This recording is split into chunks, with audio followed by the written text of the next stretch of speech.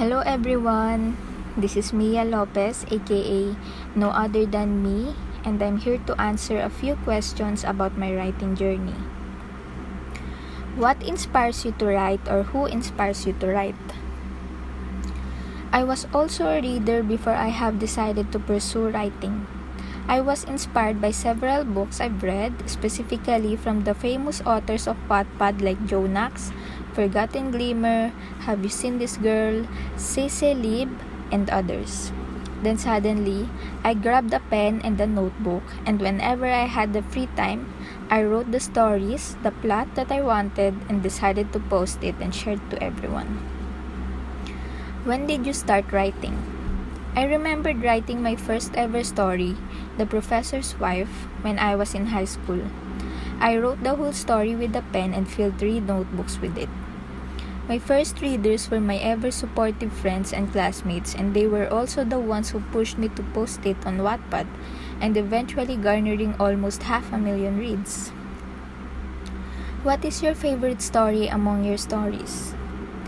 The Professor's Wife will always have a special place in my heart.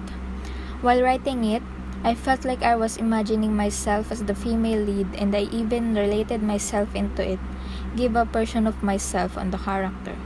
Plus, I really have a thing for handsome professors even in college, which made me inspired to do well in school.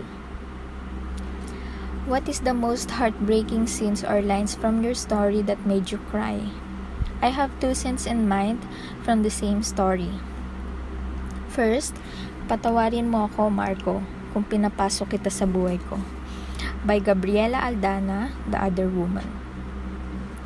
This scene breaks my heart over and over again, even after how many times I have already read this part. The fact that you were cheated on of the very guy who fixed you and helped you build your confidence only to prepare you for this kind of pain. Still, Gabriela tried to apologize and understand Marco after hurting her when cheating doesn't have any excuse to be justified. Next is, Ang Tagal-Tagal Na Kitang Minamahal, Gabriela. I endured the 10 fucking years of being away with you. I watched you fall in love with that very same guy who hurted you. I cried with you from afar. I watched you being happy in someone else's arms. I waited for my time. Akala ko ay oras ko na para mapalapit ka sa akin, pero hindi pa rin pala. How long do I have to wait for you? What did I do to deserve this from you? Napapagod na akong mahalin ka, Gabriela. How I wish that one day I would wake up feel nothing about you. How I wish that someday I would get tired of loving you. By Nico Alcantara, The Other Woman. No more explanation for this. These lines cut so deep already. What do you think made you different from other writers?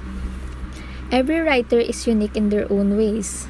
We all have our own writing styles and creative minds, but for me, I think writing realistic and emotional stories that can impact the readers made me one of a kind. Expect that my story will leave something in you once you've read it. If you have been given a chance, is there one story of yours you want to rewrite and change the plot? Before I started writing a story, I have already thought about it many times if I will ever push through with it or not.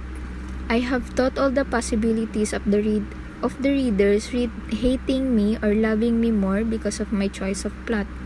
I believe I delivered them well, even if some of it were controversial to other readers. Who is your favorite male lead and female lead? My favorite female lead so far is Tamara Galliano from my story Treacherous. I really enjoyed writing her story because it was super light and fun. She's like the different side of me that I wasn't able to show everyone except now for my readers. I'm a very calm, composed, and observant person, and Tamara is my inner spirit animal. My favorite male lead will always be Nico Alcantara. He is my definition of perfect man if you will ever get to know his character, you'll ask yourself if there's still some kind of a guy like him, because he really loves unconditional without asking anything in return. Who among your character gives you headache while writing? Suzette Buenafe. So many readers hated her character. Her decisions in life and the way I portrayed her was really a headache. I was so stressed while writing her story. What is your message to your old self? Hello, Mia. Remember to always believe in yourself and your capabilities of doing something new and out of your comfort zone. Start taking a risk even if it means being worried and uncomfortable.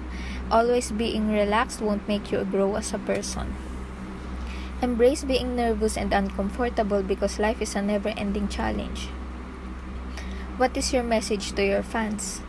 To my readers, I may not be very showy unlike others, but I never forget to thank all of you for always showing your support to me and my stories.